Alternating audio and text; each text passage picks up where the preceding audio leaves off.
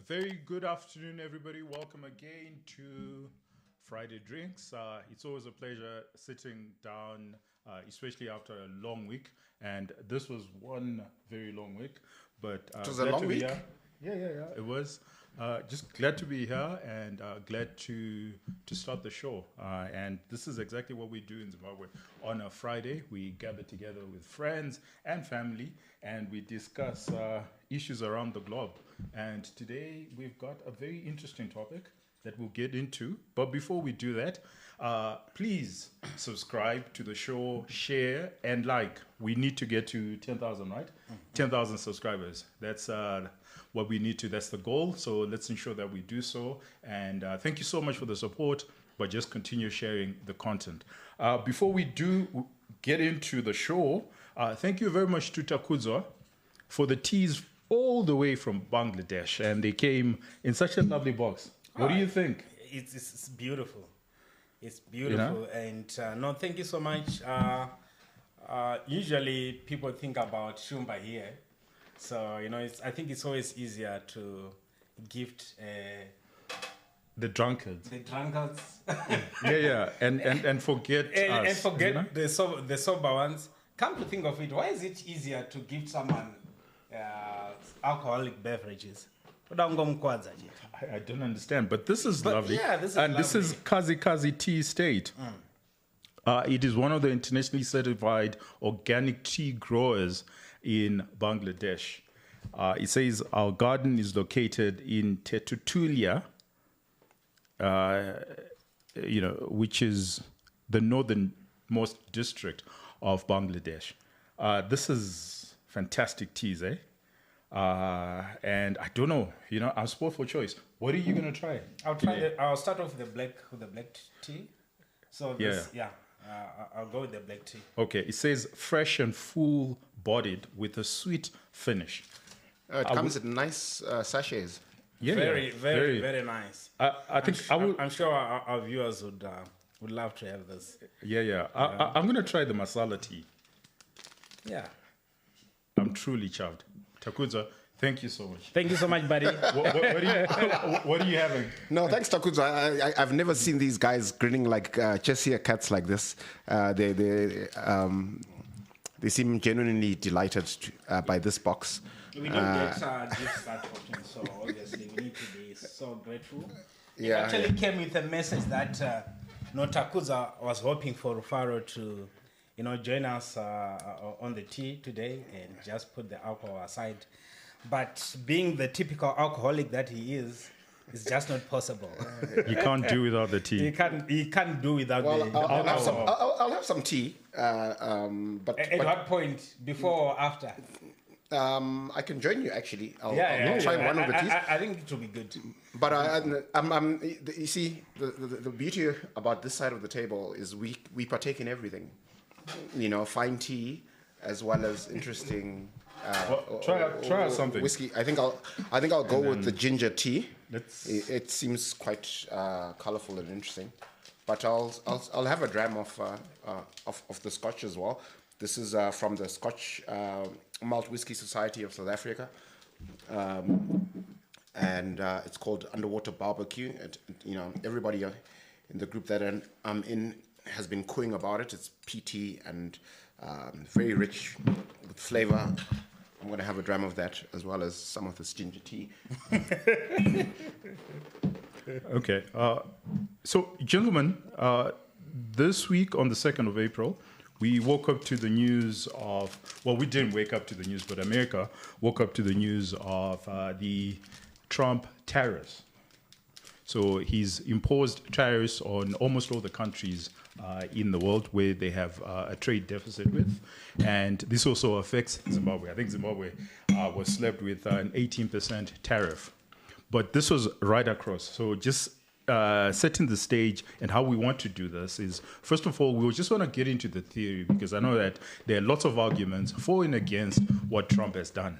and where he's coming from. I think that the motivations are quite varied, and there are many ways we're trying to read into why he's done this. But in his idea, as far as Trump is concerned, he feels that America has been undone, and this is time for America to get back what it is truly theirs, which is really onshoring their manufacturing. Because what has happened over the last 30, 40 years as globalization has increased is that there was a lot of offshoring of the manufacturing, primarily to China and to other development countries in Southeast Asia. And the reason for this was really around the Ricardo economics of competitive advantage and comparative advantage, where when you look at Asia, it was more cost competitive because their salaries are certainly cheaper than in America. So it made a whole lot of sense for American companies to offshore to those countries and cities where it was much cheaper. And it also meant that America moved from a manufacturing base, which is middle class. You term it the middle class manufacturing base. And it moved into a service industry. And here you saw the rise of Wall Street. So you find that financial services and tech industry certainly benefited from that because America then specialized in that.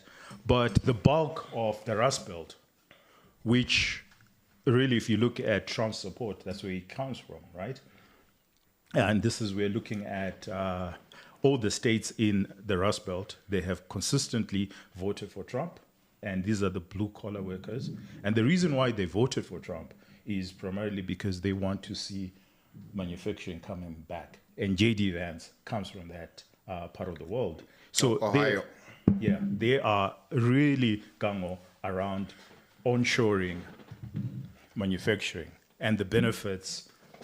And they think that the benefits will accrue. Will that happen? We don't know. But this is the Trump's argument and why they're doing this. And obviously, in the new world, the geopolitics of the current world is such that you cannot offshore to your enemies. And I think that over the last 10 years, it's become very emphatic that America looks at China as an enemy. They look at Russia as an enemy. Now, the idea of a lot of your production happening in China becomes very difficult, especially because of the relationships between China and America. And this has to do with even intellectual property, where America feels very strongly that they've been hard done with China. But then this then cuts across right around the world, and specifically with EU. If you get into the EU and America, I think really the issue is around steel, manufacturing of steel and manufacturing of car products, where if you sell a car, an American car in Europe, they're slapped with VAT and they're slapped with tariffs. But the European cars, when they go to America, there are no tariffs. So as far as Trump is concerned, he's termed these reciprocal tariffs, and they've used the trade deficit to then calculate what the rate should be. So their idea, when you're coming from Trump's world, is let's look at the deficit between ourselves and whichever country, and how do we close that deficit? And there's a theory to it. The theory is the only reason why you have a trade deficit is because the other party has subsidies or barriers. And that's the reason why there is a trade deficit. Because ideally, we should be able to exchange whatever dollars for your currency, for your Zim dollars. Mm-hmm. And I only need to use the Zim dollars that I've only traded. And similarly with US dollars, is I only need to use the US dollars that I've only traded. So if there's a deficit, then somebody is funding that deficit. And for the last 30 years, for America, as far as America is concerned, it's foreigners that have funded that deficit. And I think that there are people who've come out very strongly and have said that that is a problem. That if you have a perpetual deficit and that deficit is financed by foreigners, then with the geopolitical tensions, that becomes a big worry. And we've seen that the biggest holders of American debt is the Japanese and the Chinese. So America faces an existential crisis as far as that's concerned. Now, on the other side, how the world has received this, people would think that Trump has gone mad and the Americans have gone mad, is a purely economic rationale that trade wars are not good for anybody.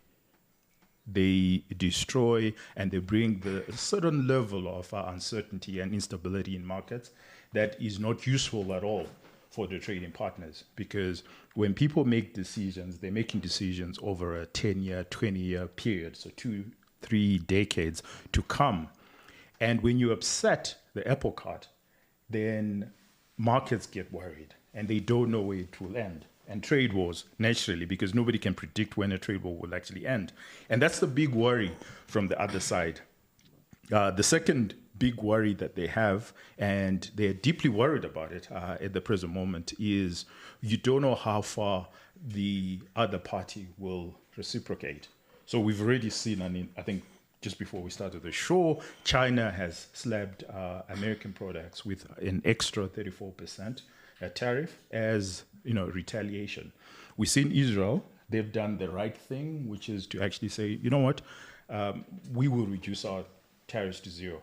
So what I'm trying to say is you don't know how the other party is going to react. So that means that Trump is, no matter his reasons, whether it's protectionist or whatever it is, or it's a negotiating tactic, whatever it is, it has brought a lot of uncertainty in the market. And because of that uncertainty, it becomes very difficult for anyone to actually trade. They don't know what to do. People who supply the sort of products that you cannot produce in America at any profit, for example, the very basic, less than $10, consumer products that you find, toys, for example, that are manufactured in Thailand or in China. Those are the sort of products that will never be manufactured in America, no matter what you think. And the question is, why should Thailand or Bangladesh, for example, which are developing countries, why should they be slapped with tariffs? So they're both very strong arguments. And what I want us to do is to stillman those arguments. So I've sort of laid the plane on what is actually happening in the world. And what we want to do is we want to get into the reasons for tariffs and the reasons for no tariffs, right? So I will start with you, Rufaro, because I know you're passionate about this. So I'll give you the easier one because that's something that you actually believe in. The reasons for tariffs. Can you please stillman the argument on why Trump finds it necessary to have tariffs? Well, I think probably the most compelling argument in favor of tariffs is this idea of fairness. If the U.S. market is open to the rest of the world with low or no tariffs, then the rest of the world should be open to U.S. manufacturers and exporters at low or no tariffs. But what's been the case for the longest time is that the rest of the world has had a tariff regime much, much higher than the U.S. So and I'm a big advocate of free market capitalism, and with that free trade. I think the world would be better off if we just didn't have tariffs at all. And then countries compete on building or achieving great product market fit. And so, whoever is the best at producing a particular good or service wins market share on the basis of how competitive they are. And, we don't have these tariffs and subsidies and currency manipulation that we've seen. So, so that part of the argument I sympathize with. But and looking at the market's reaction, I suspect the announcement and the way it's been, the policy, the way it's been executed, it's very disruptive, and the markets have taken a significant beating over the last few days, and I don't know how it's going to play out. But my best guess is that the world is not going to be a better place for these tariffs and this tariff war. Okay.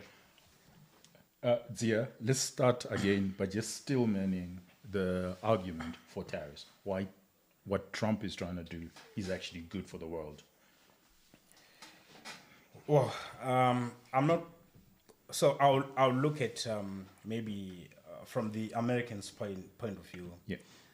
And say typically why would a country impose tariffs on in its trading sort of system. I think for the Americans, I think two key issues actually came out. One of them was, for them to try and reduce the trade deficit, because they're actually importing more than they're exporting, with most of their trading partners, China being one of them, and I think for the reasons that you have highlighted, that you'd have some nations that are heavily subsidizing their own industries. And because these suppliers in these countries are heavily subsidized, they're able to sell at a much lower price, or export into, say, the American markets at prices that will make the local companies uncompetitive. So there's that argument that they're trying to reduce that trade deficit, so that at least it narrows down, or even approaching a surplus, or even some sort of a balance. Then there's also the argument around protecting domestic manufacturers. So the issue of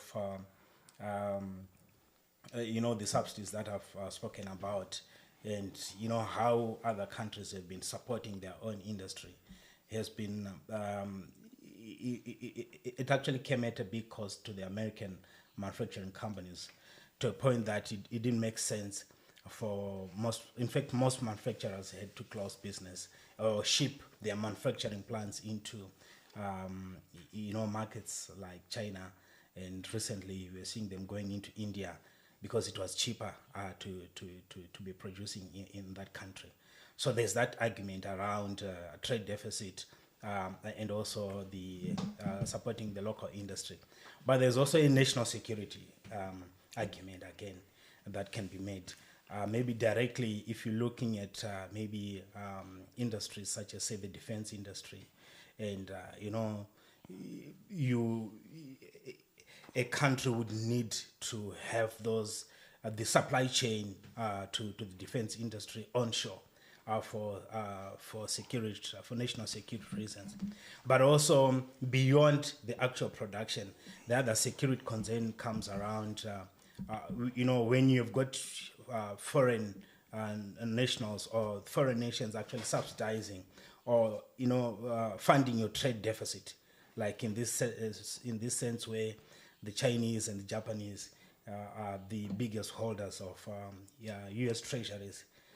That really it compromises your security. Yeah, it compromises your security, your monetary system, and so there are all those arguments that in as much as we want the world to be fair, fairness is not going to start at the point of the trade. Fairness has to start from the manufacturing side. So if the world wants fair trade, I think they need to look at policies that they have in their domestic market. You can't be subsidizing your manufacturers and then hoping that they'll be able to, and then still call that fair competition when they're taking their product into a foreign market. It creates an unfair kind of scenario. And it's good that China for the longest time had become the industry, or the manufacturing hub for most global manufacturers, but it was taking away jobs. So from a political point of view, there was that. And the biggest issue that the Americans had with that was the issue around intellectual property theft and forced expertise transfer in a way. So so that's why we have got most of these imitations or fake products, because the manufacturing of most of these gadgets or products is actually done in a market like China, but the intellectual property rights are housed, or they're coming from the US. But the moment you start producing in China, you sort of, lose the power to be controlling the intellectual property rights. So over time, the Americans were beginning to say, it's actually working against them because they are the hub in terms of creating the intellectual property. But China is just coming on and, take all that without sort of investing in their own, development of intellectual property. So there are all these arguments that can be made. And look, it had to take someone like a Trump to do that. Look, I sort of understand them up to a certain point, So if we want to play fair, let's play fair all the way along the value chain. Otherwise, it will be unfair if you have got some domestic policies that make it cheaper for your manufacturers.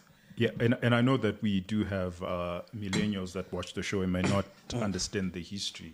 I think that when you look at how the trading has happened since 1945 or 1947, to be more specific, America was a superpower, and it was, not just a superpower, but in terms of economics, it didn't suffer as much as Europe and the rest of the world did under World War II.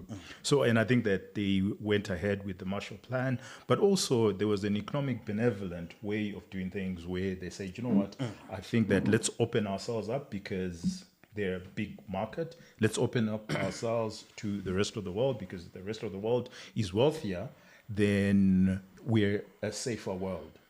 And more specifically for China, because when you think of China in 1995, for example, it was 10 times smaller than America.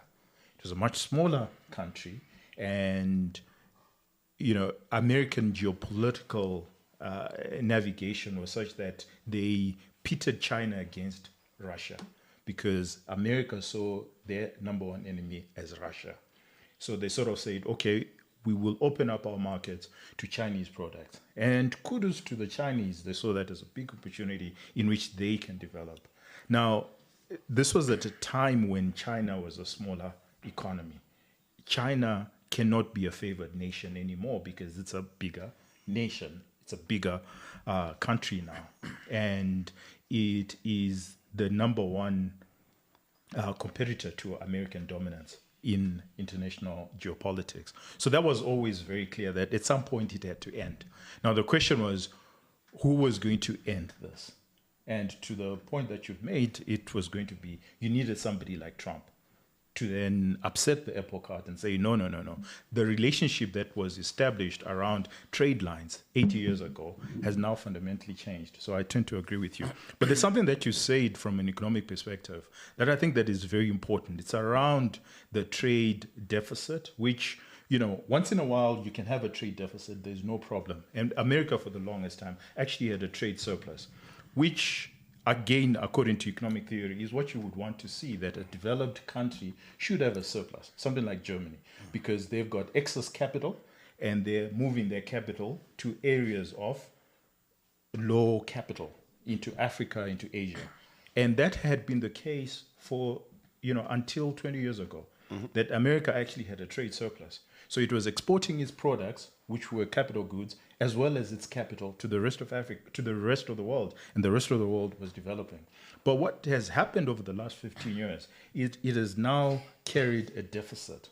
Now, the big worry with the deficit, and I think Warren Buffett raised this issue in 2003, and I think right now Ray Dalio is raising the same issue, that the big problem is America has a trade deficit, and it's funding that trade deficit using people in China who are, in terms of income, earn way less than they do. Now, from an economic perspective, that shouldn't matter, right? If somebody is foolish enough and poor to fund an American consumer, the American consumer is better off. So you shouldn't really care. But the issue is it's not sustainable when it's persistent. Because when it's persistent, it means that the foreigners are going to hold your debt. And that is a geopolitical issue, or at least a national security issue, especially if the other party is recognized as an enemy of your country. So I think that's okay. Maybe just look. I'm enjoying the discussions already, but maybe one would make an argument that the reason for the solid performance of the US dollar against other major currencies over these years has been because of the attractiveness of its debt. So these foreigners that are coming and take up the treasuries are the ones that have really kept the US dollar relatively stable in spite of the trade deficit. Because ordinarily, if you were... The market should have corrected. Exactly. At some point. At some point. I like where you're going with this. And I think, just this week we saw that the use of the US dollars in global transactions is at a 12-year high. Right. So what does that tell us about the market's confidence in the US dollar? Especially if you contrast it with the relative performance in global transactions of the Chinese currency. Right. So China is about, call it 14, 15% of global trade, but their currency is used in less than 4% of global transactions. Right, people actually transact more in Swiss franc than they do in yuan. So I think the market is telling us that the US dollar status as the world's reserve currency is not in danger. They're actually in a very compelling position. So and I think that's probably the biggest unfair advantage on the planet in terms of global trade and but capital that they have. So Rufaro, I want you to answer this, because that's the Achilles heel, right? Because what Ranga is saying is, ordinarily, if markets left to themselves, if America continued to take on this debt, at some point, the creditors will say, you know what, I think that's enough, and this is just consumer debt, and we're not happy with extending more credit to you. That's what happens with any bank. That's what happens with any creditor-debtor relationship. Yeah. But the problem is because the US dollar is the international currency, reserve currency of the world, is that the world still requires that. Yes, absolutely. So if I can give your consumers, cheap products, and I can hold your debt, and because your debt is required by the rest of the world, or your currency is required by the rest of the world, then from an American perspective, you can see why it becomes a paradox and your Achilles heel, because that is what will destroy you, because your debt levels will just continue increasing. Yeah, but remember, it's not a game of absolutes. It's a game of relative positions, right? So, I mean, the Americans have been quite profligate, and they've been racking up their debt, almost recklessly. I mean, every 100 days they're adding $1 trillion to their debt. So, but the thing is, the reason why the US dollar maintains its dominance on the global stage is because everybody else is even more reckless, right? Because if the Europeans, if the EU was growing at a robust clip and they were very disciplined about their currency, then the EU would be the euro would be in ascendancy and challenging the dollar as the world's reserve currency. But in fact, the opposite is happening, right? And even though China is the world's second largest economy, their currency, because of excessive exchange control, nobody's thinking about saving in yuan, right? So I think they, if it ain't broke, don't fix it. They were actually in a really strong position. These tariff wars are going to be messy. And the other point I would make is that, yes, there's rivalry, right, on the global stage between the Americans and the Chinese and that sort of thing. And, the worst possible outcome is that rivalry then degenerates into some kind of conflict. And I believe the best way to actually reduce the risk of that sort of outcome is shared prosperity, right? If you have robust trade and good economic growth and people's quality of life across the globe is improving, there isn't going to be much appetite for rivalry and conflict, right? Because people tend to fight when there's a shortage of resources, right? And people think that they're not getting their fair share. But generally, during prosperity, you have less conflict. Yeah. That was the ideal, the neoliberal world order post the collapse of the Berlin Wall. That was the idea. The idea was, the biggest threat was Russia, and Russia is now, as the USSR was broken up, and it's now manageable, and we are in a world where peace can prevail. And if peace can prevail, then trade can happen and prosperity can be spread right across the world. But unfortunately, 35 years later, that is not the scenario, especially with what we're seeing with Ukraine and Russia.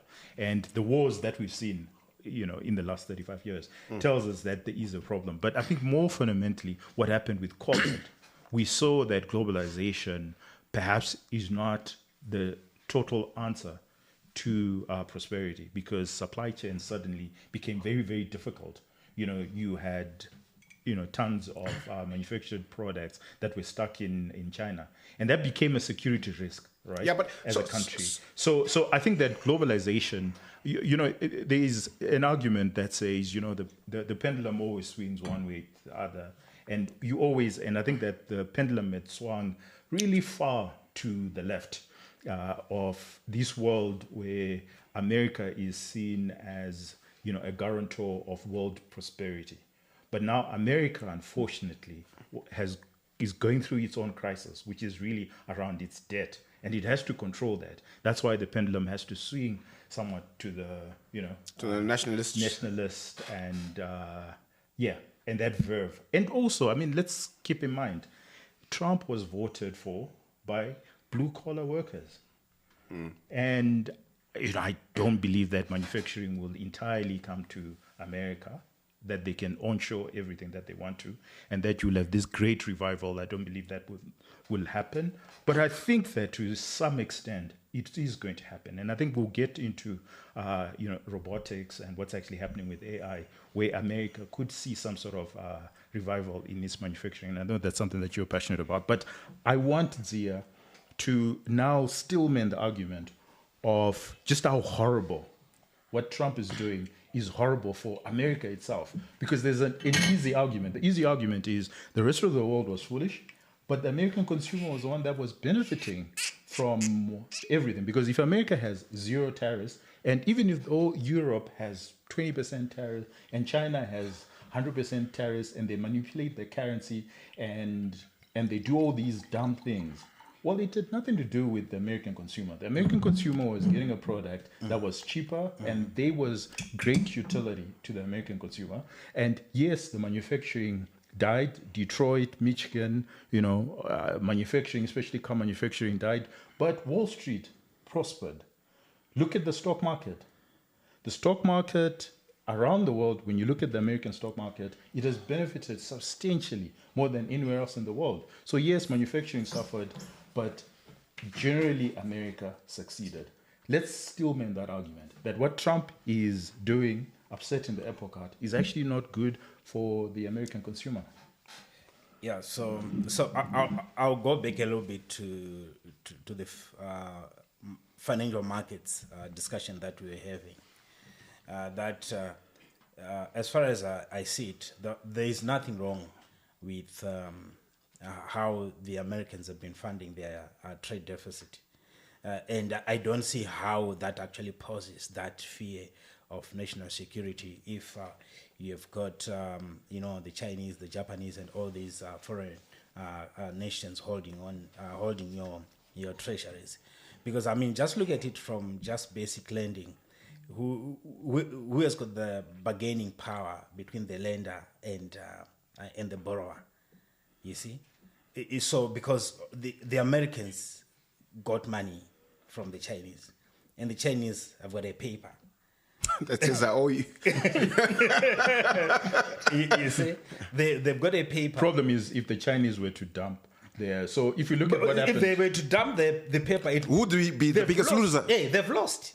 No, they would if they were to sell. So what happened? Like they used to own about 4 billion, 4 billion, no trillion and they reduced it to about 1 trillion. And the only fortunate thing is there was somebody else who could pick up the American treasuries. But if they were to dump, the problem is it means that the Fed has to print money. Yeah, but also it also means that the balance sheet is going to be affected because the real value of the paper is gonna fall off the cliff in a big way.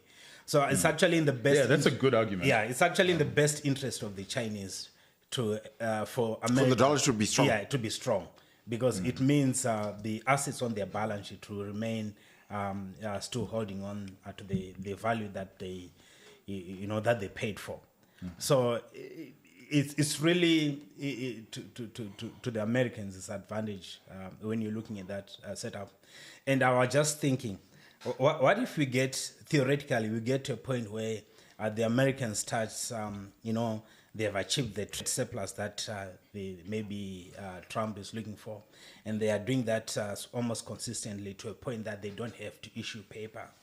So it means over time, these other, people looking to invest who have to look for other assets.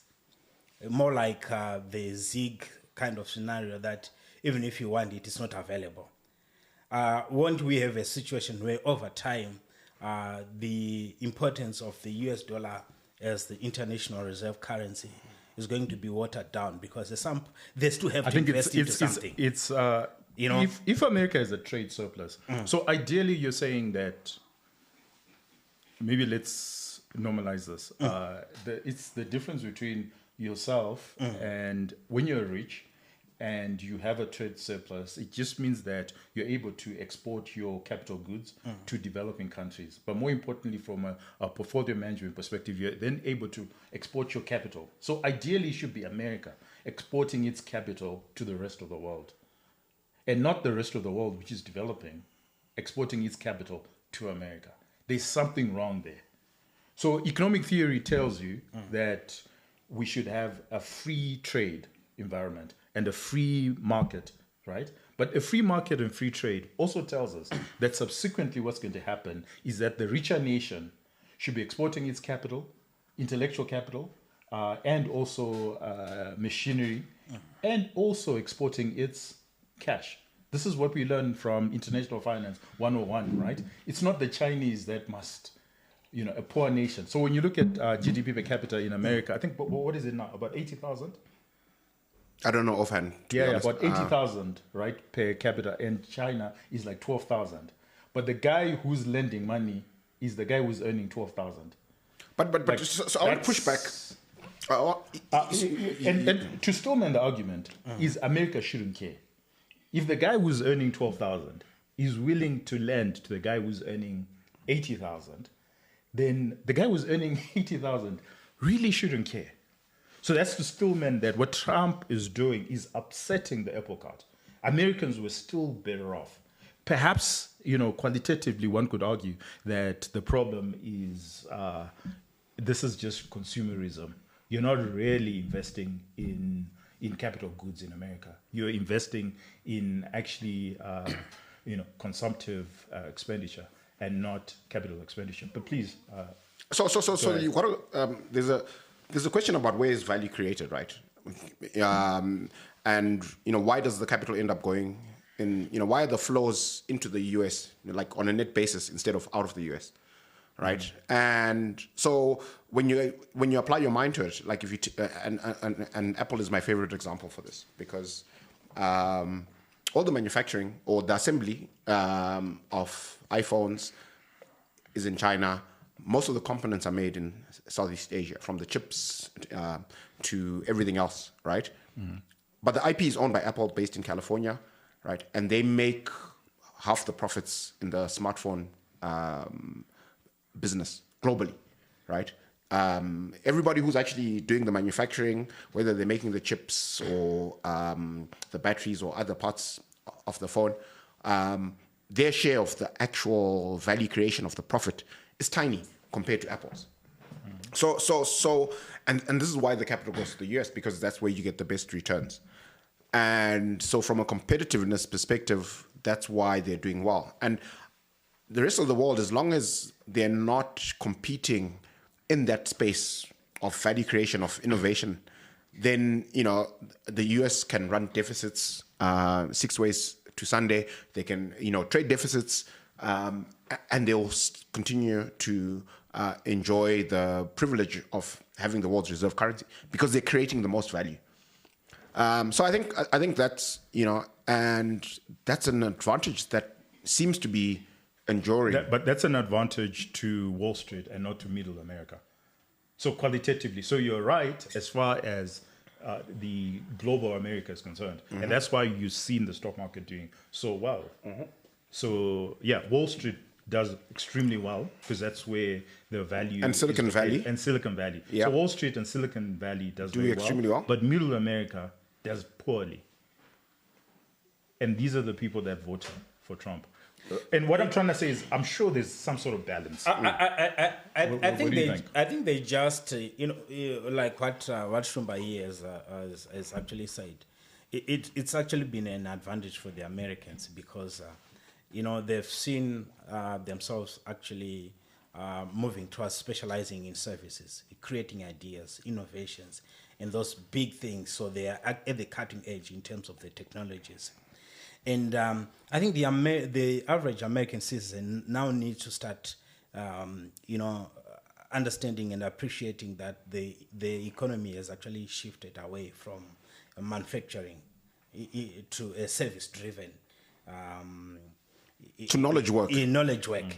So, yes, the blue-collar worker, they just have to accept that things have shifted.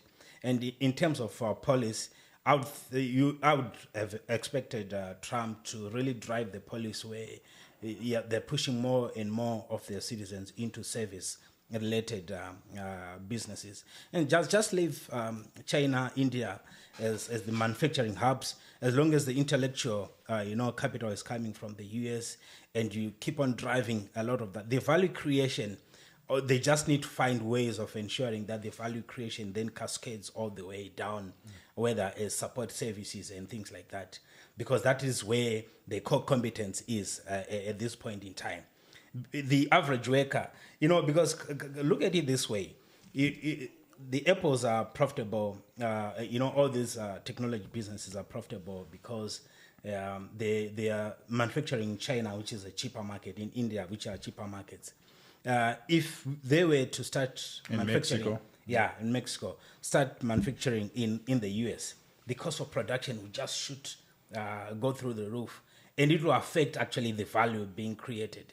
So overall, America is actually going to be worse off if we then, after the progression, because you expect they are progressing from primary production into manufacturing, into a service industry.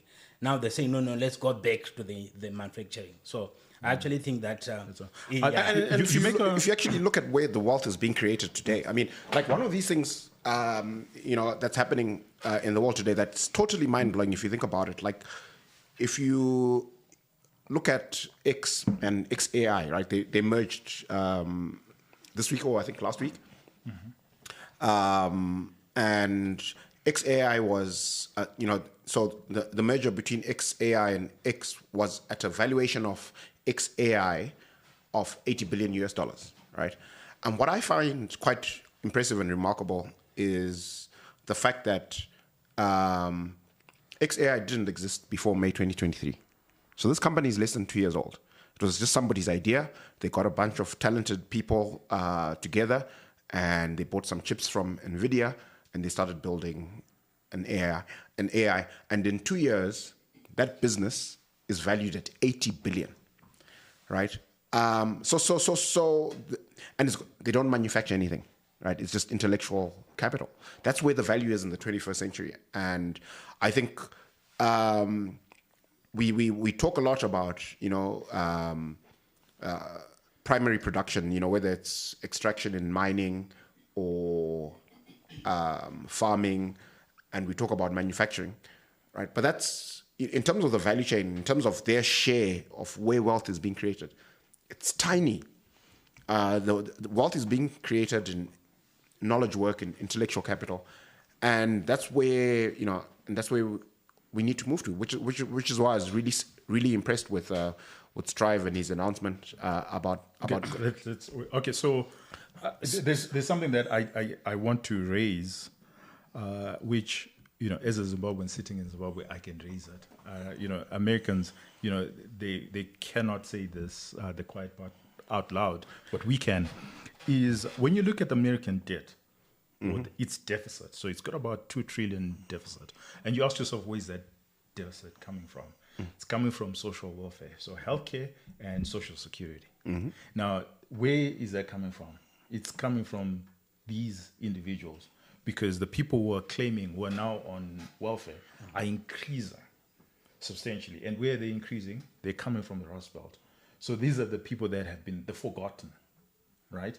And this is the dynamic that America has to deal with. It's, if prosperity was real, then America should be able to sustain itself. Without a deficit. Without a deficit. And where is the deficit coming from? The deficit is primarily coming from healthcare and social security.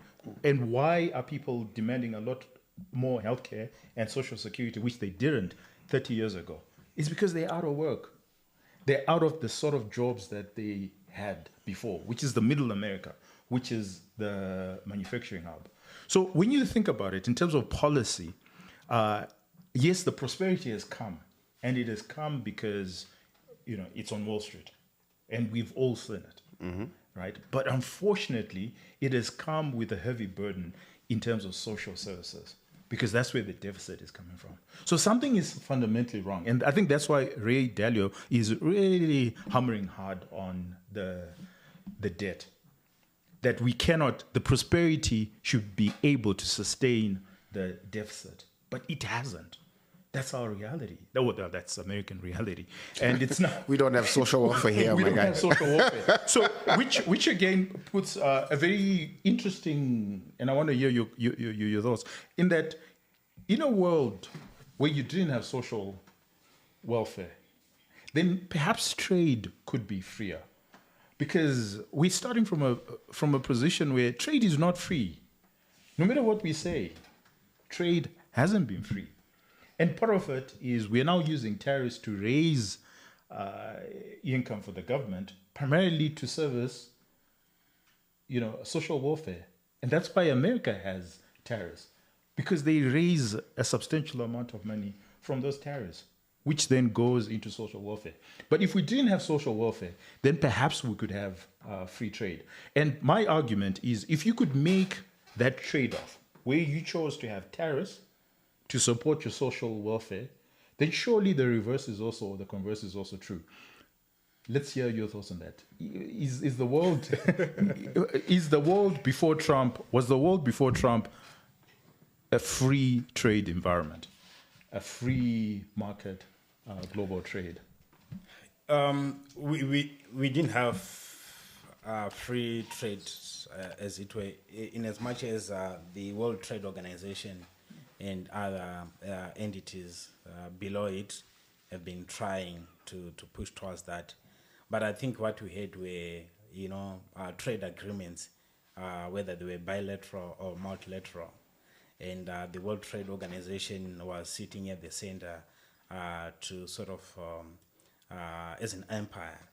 Mediator, dealing with disputes, dealing with providing mechanism for these different nations to trade with each other, because at the end of the day,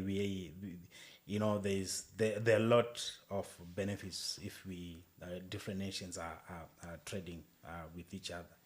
So it's really, I don't think it's a case can be made that we can actually achieve free trade as it were, because either way there are certain things that makes it very not achievable, even theoretically. For example, even outside of tariffs, there are some other sort of non-tariff barriers. Simple things could be whether the infrastructure, how easy it is to be moving your product from one place to another, and all those things that would really make it difficult to achieve the free trade. But a scenario where there are some trade agreements and players or parties to those agreements are sticking to what they've agreed on, and whenever there are issues are handled properly, then that would be fine. But for the longest time, you'd find that the Chinese and the US were always at the WTO accusing each other of bad behavior. The long-running argument. The world is not perfect. The long-running case is EU versus China. Yeah, actually. Yes. So the world isn't perfect. So you'll never have 100% free fair trade market. But if you actually just analyze the history, right, over the last 40 years, that the Chinese market has been closed pretty much because of high tariffs, and the US market has been open. China did 30 plus years of 10% GDP growth. That basically they were the engine of global GDP growth, from which everybody benefiting. Yeah, right. And a lot of the products that we consume here in Zimbabwe, the reason why they're accessible to us is because China is this massive manufacturing hub that operates at a scale that makes a lot of these goods affordable to people here in Zim. I remember having arguments, in 1999, in the early 2000s, about cell phones, right? And around, is this just because when they came out in Zimbabwe for the first time in 1998, they were a preserve of the elites, your top executives and entrepreneurs and wealthy people. And the idea that we would wake up one day in a world where everyone, right, whether you're a maid or a gardener or whatever, has a phone, right? It was absurd. A lot of people thought, no, this is always going to be an expensive luxury item that's not accessible to the average, certainly not the average Zimbabwean. But we live in a world where everybody has a phone in our country. And it's because of this manufacturing at scale happening in China. So I think the world is a better place if there's more if there's more trade happening. Rufaro, that would be okay if America didn't have a deficit and didn't have a debt crisis. So you'd be okay. Everything you said, we're all better off. Mm-hmm. But the guy who's left with a huge debt is the America. It's American, and it's the next generation of Americans. It's not the current generation. Well, they're fixing that, not with tariffs, but with Dodge. Well, that's the issue, right? Well, it's a combination, right? Because no matter what Dodge does, a lot of what Dodge is doing, they will not touch Social Security. Mm-hmm. So if you're not touching Social Security, you're not touching healthcare. That's where the major deficit is coming from. If those people were in jobs and in jobs that can sustain themselves, then the pressure on the fiscus will be far less. But you, Tinashe, I'm actually surprised because you're a free market guy. So that does not require a tariff, measure or policy on tariff for that to be achieved. If it makes sense, the economy itself would find some balance, would actually create that value that you are talking about. But what has been happening, the reason why we are seeing what we've seen is because, capital has been moving into areas where the returns were much higher. So, the innovation in Silicon Valley and all these other places. And value has actually been created for the Americans.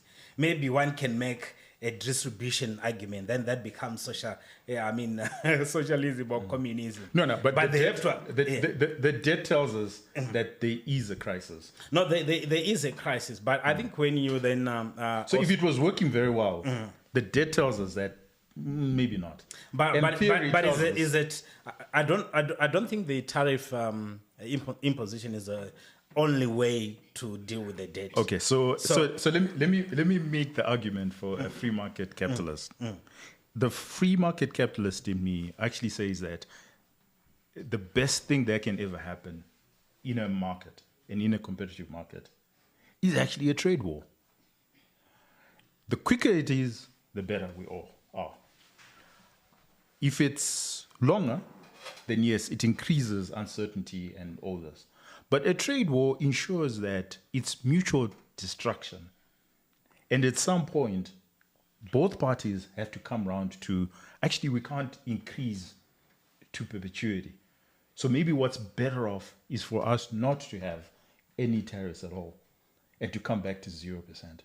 But for you to get to 0%, it's like any other market. It's like in Bari, right? At first, everyone in Bari, every seller in Bari sort of agrees that, oh, this is the price that we're charging, right? And it just takes one guy to upset the apple cart, and then to everyone else to decide, you know what, I can charge whatever price I want, and we then become a price taker. That it's no longer about what you impose or what you guys can regulate as the going price. So some war is necessary. We've seen this in all markets. And to me, that's actually the reason that tells us that it was never a free market to begin with. Because you can't go for 80 years and there is no trade war. You can't go... But there are no winners. That's my problem. No, there is a winner. No, I don't think... it's actually a zero-sum game. No, it's not a zero-sum game. A trade war. Trade war is eventually you come round to zero is the best. Yeah. I tend to agree with Tinashe here. I don't think it's a zero-sum game. And in as much as I don't agree with the policy action that the Americans have taken around tariffs, I do recognize that as a consumer of 34% of global GDP, the Trump administration actually has much more leverage than everybody else. Because they have huge trade deficits, right? So, the US is China's biggest customer, and in a free market, the customer is always right. So they can reciprocate and have a 34% tariff as well on US goods, but China doesn't consume a lot of US goods. It's going to hurt.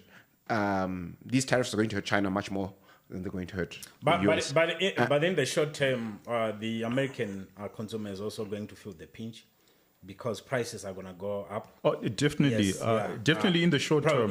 Prices are going to go up, and the local manufacturing sector that's being protected won't be able to, start producing and supplying the markets in the shortest time possible. So it means for the long time, generally prices are going to go up. And it's going to affect the quality of life of an average American, because they won't be able to, the capacity to afford certain things that become, I think you underestimate how dynamic markets are. How quickly entrepreneurs and traders and business people will adjust. But the high cost of producing in the US, it's especially when it's being forced by circumstances like a tariff. I think it will still make it very expensive, the locally produced product. Before you get in here, because I think you're coming with where I was going with the argument.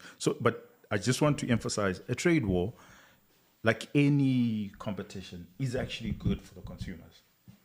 It's good for the consumers, but what tends to happen is ego goes far ahead of good sense. So yes, ego, and we've seen, Trump is very egotistical. We'll give him that. But so is EU. But what EU has done for the last 30 years, it's horrendous. There hasn't been any innovation whatsoever in EU because of these serious regulations. Clearly, you're fighting on Trump's corner, eh? No, I'm not. I've called him egotistical. I've called Trump egotistical. I would not have, what I would have done. But this is the first time that I've seen you being passionate defending some, a policy measure that is actually price wars. That's not in keeping with the free market capitalism. Okay, price wars. Are price wars good for the consumer? They are. No, look, I tend to agree with... Our price was good for the consumer. I tend to agree with Mukanya because our price was good for the consumer. But not in the sense where someone can actually impose a tariff and makes it more expensive for you. In the short term, what happens in a price war? Normally in a price war, it will be the reverse, right? So I will undercut you. Right, because I think that I can do it better, and then I undercut. But in my undercutting, what am I doing? I now have to be innovative to sustain those prices. So that's where he was coming from. So actually, from a capitalist perspective, to me, the world trade order in the last 80 years was not free market. And the only way you can have free market is you need a little bit of a trade war. Now, if this goes on for 2 years, then you have a problem. But if it's enough so that it's no longer egotistical, at this present moment, yes, it's purely driven by egos from Trump and from everybody else. But it's necessary. You need to upset the apple cart. What are the chances? I don't think it's about egos. Trade wars, given where we are in terms of the geopolitics, could actually spark a hot war. Yes. Or hot conflict. No, I doubt it. Look. Because just imagine, so if it happens that the trade wars would result in a cut in say growth, GDP growth for some of these countries, that becomes an emotive kind of issues, very politically charged in their countries where maybe jobs are going to be lost. And there's, discontentment within their citizenry and political unrest. And in that situation, politicians can do anything. Yeah, but so. It's a bit stretched, but it's still. When I apply my mind to the question of the likelihood of conflict, so if you think about where the US is geographically, they've got 2 oceans and 2 friendly neighbors, right? So they don't really have a lot to worry about. So whatever disagreements they have with China, Trump was imposing, tariffs on Mexico and Canada. Yeah, but they're friends and they're not in a position. Kanye has actually come out and they say, you know what, we need friendlier nations that will go against America. So I think you're behind the curve there, because today he you saw sense. He ate some humble pie. Okay, yeah, exactly. He said Canada's willing to remove tariffs if the US also removes tariffs. Exactly. you know what, guys, we started prisoner's dilemma. Yeah, but look, in my mind, it was always clear that he was going to eat humble pie because the Canadian economy is so much smaller and so much more dependent. For Trump, okay, we can talk about protecting the local industry or trade deficit, but I think it was a negotiating tool for him. Yes, so they say exactly. Yeah, like if you think the guy on the other side of the table is crazy, right? You're going to be much more accommodating, right? Because because there are not too many people who would have done what he and he's got a lot of leverage. It's the world's largest economy. It's the consumer. It's the world's largest consumer market. So, but what does it mean for us? That's what I was about to say. That actually, the reason why I'm supporting Trump is not because you like Trump. No, I do like Trump, but it's not that I want to see America. Yes, we're all invested in America becoming successful, but it's also good for smaller nations. Zimbabwe exports to the EU. We did a survey, and the big problem with exporting to the EU, it's the number of regulations. The tariffs or the non-tariff barriers into the EU market are huge. But the EU is in decline. Well, for us, we're still exporting to the EU. And it's ridiculous that we have to go through, the hurdles that we have to go through, the barriers that we have to go through. So part of the reason why I support Trump in the trade wars is because actually it rebalances everything. Because now EU will say, okay, we've got an enemy in America. Let's trade with Africa. But for them to trade with Africa, then they need to come up with their own AGOA. Right? Because people forget that America actually has AGOA for Africa. Do we have an equivalent with the EU?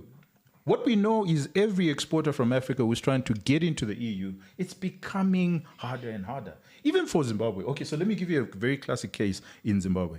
If you're a farmer in Zimbabwe and you want to export to the EU, your farm must be uncontested. That's in quotes, right? But that's not the reality of Zimbabwe, is that land reform has happened. But we've got very good farmers who are producing. And yes, they don't own the land, but so what? Yep. Right? If they can produce and this produce can go into the EU, why shouldn't it? I mean, so you're saying that this is going to be good for. It's good because we can now also negotiate with EU, and EU will start taking Africa seriously. China will also start taking Africa seriously, because China, it's also very difficult for a manufactured product from Zimbabwe to go into China. The only thing that we have is we are just not tobacco. Competitive enough. No. Yeah, why shouldn't we be able to? It's almost impossible to export into China. We don't have economies of scale. Manufactured product. We don't have economies of scale. I think you're being... We don't have economies of scale. And tobacco, for example. Yes. Yeah, we export raw tobacco to China. Why can't we export cigarettes into China? And, I've said... Okay, Shumba, after you. The problem with us here in Africa is that we take ourselves far too seriously. We've got, this huge continent. We've got a phenomenal natural resource endowment, from arable land to every mineral that you can name, right? There's 8 billion of us on the planet. There's, more than 1 billion of us here in Africa. And yet we contribute less than 3% of global GDP. And until we actually grow our economies so that they become meaningful, no one is going to take us seriously. We have no leverage. Yeah, we can't even trade amongst ourselves. Right? So this idea that we can have a conversation with the Chinese and say, look, we want better terms and conditions, or we can have a conversation with the Europeans and say we want better. We're a rounding error on global GDP. It's fair enough. His argument is we can't even trade amongst ourselves. We've got high tariffs. I mean, if you look at Zimra numbers that come out, it's more than 25%. It's almost 30% that comes from VAT, from imports, excise duty, customs duty. Closer to 30% is funding our own government. Now, if we truly believe in free markets and free trade, then that should go away. Do you think it's going to go away? Well, look, I've had conversations, or we are still having conversations in Africa around the Africa Continental Free Trade Area, and also there's COMESA as well, and the conversations have been around reducing. Do you think it's actually going to talk shows? These are just talk shows. These are talk shows. People just talk. It's really 30% of your revenue is coming from the tariffs. Yeah, I think that's where the problem. But that is actually being sort of narrow-minded on the part of African leaders. There's more to be gained from opening the borders. No, we're very tribal. That's that's our challenge. I don't think it's even being tribal, but I think we have got this control mentality. So it's about the tariffs. You are imposing tariffs because that's where the economy is not performing, so that's where you get your revenue and whatever. You just want to control everything. But if you just it's tribal. Open the borders, allow free movement of people, of goods, and just reduce the tariffs if you can closer to zero at least. So the only way you can do that is you must have a tariff war. So suppose South Africa comes and he says, you guys, Zimbabwe, you need to reduce your tariffs. If you don't reduce your tariffs, we will increase our tariffs. And then Zimbabwe, of course, if Zimbabwe is egotistical, the first thing that they will say is, to hell with you. We're going to have reciprocal tariffs. So whatever you increase, we will increase. And that's what will happen. And then you'd have a trade war. But it's mutual destruction. Soon enough, both parties, prisoner's dilemma, soon enough, both parties realize that actually what we need is 0%. But for you to get to 0%, it means you must have the war to begin with. If you don't have the war, then the status quo will just continue. And we can see that the status quo is actually problematic. So I don't think that's how Trump is going about it. But I think that that would be the natural result of this trade war. And that's why he's doing it earlier on in his term. Because he thinks that, within a year, this thing will be off. At least there'll be some sort of sanity after that. And here I could be speculating. That may not be necessarily. But I just wanted to make the point that that's why trade wars or price wars are always necessary. Look, I think Trump has got more leverage than everybody else in this fight because the US market has lower tariffs than everybody else. I think I agree with you as far as the goods market is concerned, but not as far as Wall Street is concerned. Because remember, the biggest beneficiary of the last 30 years has been Wall Street. And they're going to fight Trump because they're the biggest beneficiaries. And if there is no deficit, it means that they have a problem. Because remember, suddenly they've been getting all this capital from the Chinese, from the Japanese, and their balance sheets have been growing. So Wall Street has been the biggest beneficiary. Do you think that Wall Street is not going to fight back? And I think that that's what Wall Street is doing. Yeah, but they're going to fight back. Look who's running Treasury in the US. He's a creature of Wall Street. Right? Yeah, but we're saying the majority of Wall Street. Yeah. So look, I think the majority of Wall Street is not happy with Trump. We have to agree.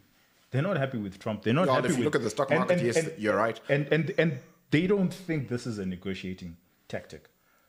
I think that that's the natural flow of a trade war is normalcy will prevail, and it will actually be lower. So than you make an interesting point about Wall Street, and I think for the longest time Wall Street was the center of capital, and in the early 2000s they actually used to talk about Wall Street CEOs as they had this expression, masters of the universe, right? Mm-hmm. And I think one of the things that's changed over the last 20 years is that the center of power in terms of capital and money has moved from Wall Street to Silicon Valley. And one of the interesting features about Trump 2.0 is that the tech bros, Silicon Valley entrepreneurs and billionaires. That's a good point. Are all rallying behind Trump and working with him to push his agenda. I think that's actually what has saved Trump. What has saved Trump is the tech bros are fighting back. Mm-hmm. Because if the tech bros and Wall Street were grouped together, we're on the same page, and they were fighting Trump. Then Trump would lose. So Trump has got the tech bros on his side. So he's got the tech bros, but he certainly doesn't have Wall Street. And I think that that's where the problem is. He has to negotiate with Wall Street. No. The power's shifted to the tech bros. So the tech bros dominate market cap on Wall Street. They are the new masters of the universe. But the actual flow of capital is still with Wall Street. They still decide, of the 100 trillion market funds, they're held by portfolio managers on Wall Street. They're not held by tech bros. Yeah, but they care tech bros are actually worse off. They care about outcomes, right? And the outcomes, the returns are all in Silicon Valley. The biggest loser of a trade war is Wall Street. Because if Trump were to close the trade deficit, it means that capital is no longer flowing into Wall Street. They're the biggest losers. So that's why they're fighting as hard as they're doing, because they're the biggest loser. The tech bros see the possibility because now suddenly they're able to manufacture, they're able to do all sorts of things. And I think that's where I wanted you to come in, because the nature of manufacturing is fundamentally changing from, a Rust Belt manufacturing over the last 30 years to now robots. So AI robots are quite big. And again, it's Silicon Valley that's been at the vanguard of this, right? If you look at Tesla, their factory in Fremont in California, right? That was basically, they bought it for a song because General Motors and Toyota were exiting, right? They'd said, look, it's too hard to manufacture in this part of the world. Manufacturing was going to Mexico, it was going to China, it was going to Japan. And they built a factory in this place that's extremely expensive and hard to succeed, and they succeeded. So I think even before this tariff war, we were seeing a revival in industry in the US in terms of manufacturing. Tesla is a big manufacturer. There's other businesses that are manufacturing. The world's largest manufacturer of chips, Taiwan Semiconductor Company, TSMC, is building a factory in Arizona. So all of this started happening way before Trump 2.0. So I think there's a renewal. I think there's a renaissance in U.S. manufacturing and industrialization, and it started before Trump, and it's going to continue. Threats and opportunities for businesses in Zimbabwe. Well, I think I'll start off by just looking at who are Zimbabwe's major trading partners. South Africa, China, and Dubai. Yeah, South Africa, China, Dubai, India. The US is a very tiny trading partner. So directly, one would say, the tariffs imposed on Zim by the US would have a very little impact. But obviously, when you look at it from the global trade point of view, China is going to dump its products yes. on Zim. Yeah, so also on the rest of the world, whatever they can't sell to America, they're going to try and sell to the rest also of the the world. global. Good luck with it. Good luck with that. The global supply chains are going to be disrupted. So it's going to affect the importation of the machineries and everything that we would look to import for our industry. But look, it's one thing that happened when Trump announced this thing on this. He was calling it what? Liberation Day. Yeah, Liberation Day. Wow, it's a very colorful, dramatic. The Dow Jones was down by about 1,200 points, and the US dollar was under pressure, but the price of gold went up, which is fantastic for us here in Zimbabwe. So that is an opportunity for us, albeit maybe short term. And like what we were saying last week here, we've got plenty of it here, right?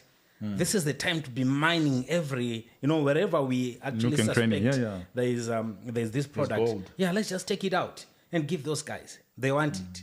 It has got value when you take it out of the ground and etc. So for me, that is a big opportunity. But also in terms of how the structure of our economy and our trade, this could actually be the beginning of in fact, we've seen a lot of countries pursuing national interest kind of parts. So maybe starting off with Brexit and all these things. So everyone is actually the rise of nationalism. The rise of nationalism. So everyone is inward looking. So we need to start actually creating. We need to think about creating an economic an economy that is to a certain extent immune. I don't know if we can achieve that, but we have to. But just look at it. I mean, the double whammy that we have experienced so far. There is the issue of the aid. Just a month ago. Now the trade wars. On the trade wars, and because we are basically exporters of primary products, we are actually the mess of these guys. We don't have the bargaining power as it were. So it's actually an opportunity for us to look at. I think the mining side, like the gold, we need to mine more of that. But also we need to look at the economic, to restructure our economy. And also from the African point of view, if we could achieve it, the African Continental Free Trade Area and COMESA, we need to then start getting serious with them. Okay. Threats and opportunities? Look, I think gold, number one, for sure. We have a lot of it. And we should extract as much of it as possible and benefit from this boom. It doesn't look like it's going to slow down. So that I think that's for sure the biggest opportunity. I think in terms of threats, this aid is not coming back. And it was huge in terms of its impact on our health sector. And so we really need to apply our minds to solving our own problems here. Well, I think the big threat that perhaps you guys haven't picked up on is that China, South Africa are going to be, pushing their products to the rest of the world, dumping their products on us, and we need to be aware of it. But also, I think if I look at the prisoner's dilemma, I think that in the next 6 months or 1 year, tariffs are going to be much lower than they were when Trump got into office. That's my prediction. I could be wrong, but I believe that... no, I tend to agree with your perspective. But now countries with high tariffs, because people are going to look at you and frown upon that particular thing, where they look at you and think, okay, you were saying Trump is a dum-dum, right? Mm-hmm. And you say that Trump doesn't know what he's doing, but you've got high tariffs. Mm-hmm. What does it say about you? So I think that the post-Trump era will be an era where anyone with high tariffs, it's going to be frowned upon. It's going to be like smoking cigarettes. I won't say much. But anyway, as you can see, we don't know what we're talking about. My gosh. But the ginger tea was actually quite good, by the way. Thank you, Taku. Yeah, I the masala enjoyed tea. it. I enjoyed the black tea as well. And this it's been quite a treat. Has been absolutely delightful. It made the conversation much easier. I hope in a few months' time we'll be able to just import these ones easily because the tariffs will be gone. But thank you very much for joining us. Please share your ideas, your thoughts. Please disagree with us vehemently if you must. The whole idea is we learn from each other. And the only way we learn from each other is actually having these conversations and disagreeing. You can see that we're all over the place. Is because this is a movie that's ongoing and we don't know how it will end. But we hope that soon enough we will get into some sort of equilibrium. But have yourself a wonderful day and a great weekend. Cheers. Cheers. Oh, this is good.